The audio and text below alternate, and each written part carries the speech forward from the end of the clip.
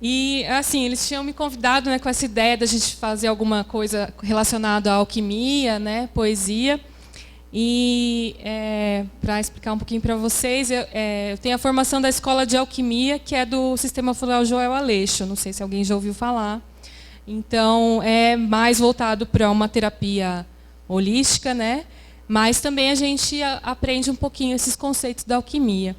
E não sei se quando vocês pensam, né, tem um pessoal que estuda a história mesmo da alquimia, filosofia da ciência, que vocês pensam quando lembram de alquimias, né? Se aqueles pessoas assim, antes de desenvolver a ciência como tem hoje, a química, então essa coisa da fundição dos metais, de transformar em ouro, né?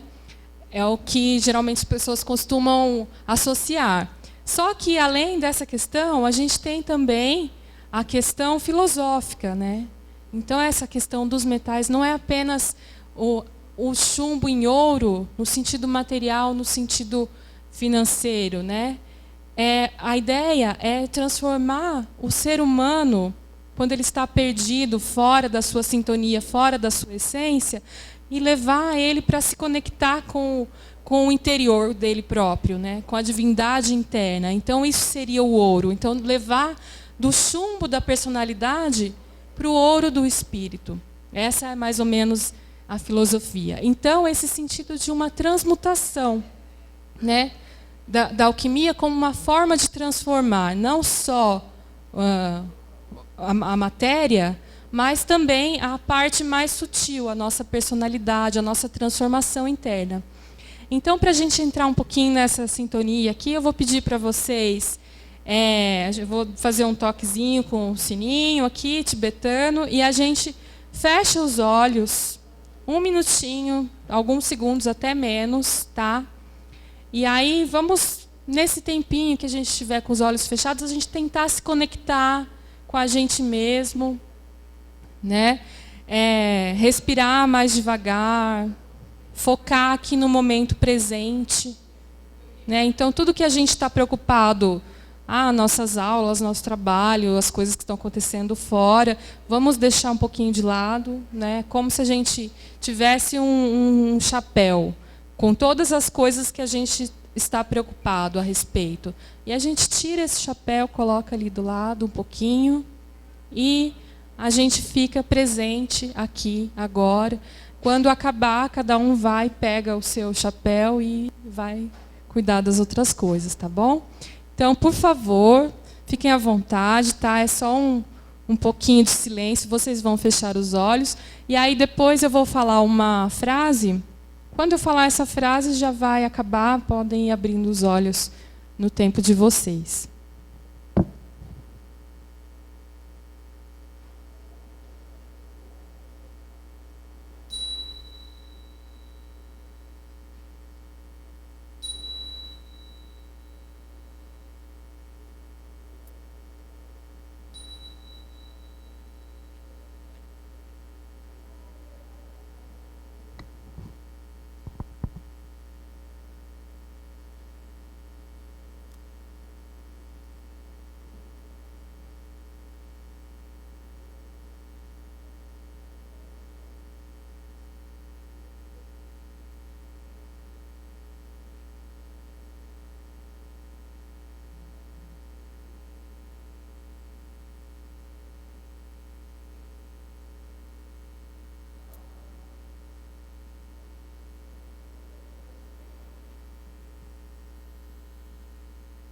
O que está em cima é como o que está embaixo.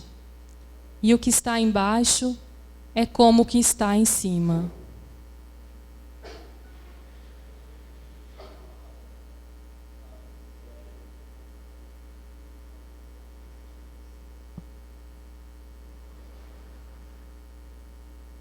Quem já ouviu essa frase ou alguma parecida antes?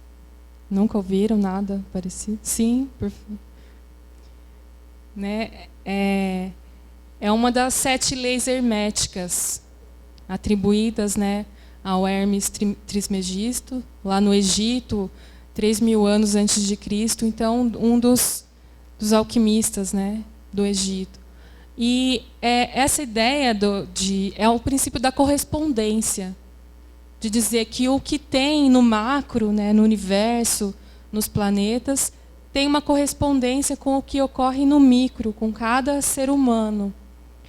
Então, isso na própria astrologia, né, na astrologia alquímica, é como se fosse uma linguagem que nos permite fazer relações e associações do que acontece, né, como está o movimento dos planetas, das constelações, e isso como tem uma correspondência com cada pessoa no seu momento de nascimento, na sua regência de vida, né? Então, para dizer que tudo o que ocorre no universo tem uma correspondência com o que ocorre em nível celular e vice-versa. Essa é a filosofia advinda, né, dos alquimistas. E, assim, falando um pouquinho da história, quando a gente pensa também na alquimia, a gente lembra um pouco, assim, né, pelo menos quando conversa com as pessoas, pensam muito nessa coisa medieval, né, da Inquisição, coisas assim. Mas ela é muito mais antiga, né, muito anterior à Idade Média. Então, vários povos começaram a desenvolver esse senso, né, da alquimia muito antes de Cristo. Então, ela foi dividida depois em várias correntes, uma mais para oriental e uma mais ocidental, né? Então, a oriental acabou dando origem ao que hoje a gente tem a medicina chinesa, que é um outro ponto de vista, e a ocidental tem uma parte na Índia, que tem a parte védica, tem a parte depois que foi na Europa mesmo. Então, esses outros alquimistas que a gente ouve mais famosos, Nicolas Flamel, Paracelsus, já estavam na Europa da Idade Média. E aí um fato interessante, assim, para comentar, que a gente pensa nos alquimistas, pensa sempre no masculino, sempre homens, né? Mas tem uma alquimista muito importante também, que eu gosto sempre de mostrar o lado feminino, que foi Maria, a judia, também antes de Cristo. Há quem diga que essa Maria seria a mesma Miriam, que é falada na Bíblia, que era irmã de Moisés. Mas não há um consenso a respeito disso. Então, Maria a judia.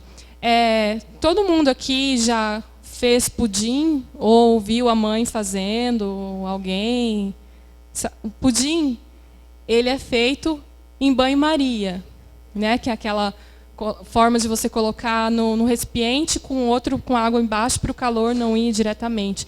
Então, o banho-maria é atribuído à origem por causa da Maria a judia. Por isso, hoje a gente tem o banho-maria.